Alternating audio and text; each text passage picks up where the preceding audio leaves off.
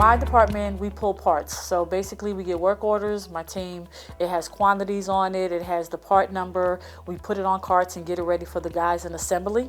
So every day that's what we do. We return stuff to stock, like parts that they don't need no longer, parts that change, we'll put them back in stock. We work with inventory, we do inventory counts on a daily basis, and then we do one huge inventory once a month. Challenges is parts. When they're not here and they're looking for them, we have to put them on the back order.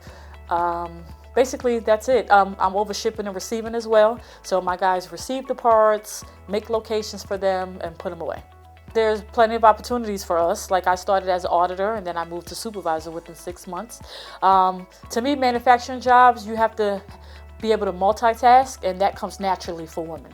So, manufacturing, it's plenty of things you can do. You can build a truck, you can take a truck apart, and to me, we as women, we're ready for the challenge. Like we can make it happen. I came in as an auditor, so my goal was to move up. So I moved up into a supervisor. There's plenty more jobs for me. Like I could become a manager in whatever department. As long as you have the knowledge, which I have and a lot of women do have, you can just move to different places. Like I can be over the weld department, and even if like I'm in parts department right now, but I'm learning welding. I'm learning different departments. So as I learn, when opportunities come, I can apply and hopefully get the job. I feel like management is good.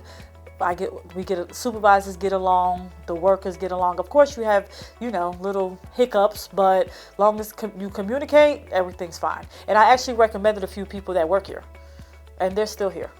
As far as women's concerned, I would recommend if you are looking for opportunities, do not be afraid to work in manufacturing. Like we can do anything anyone else can do.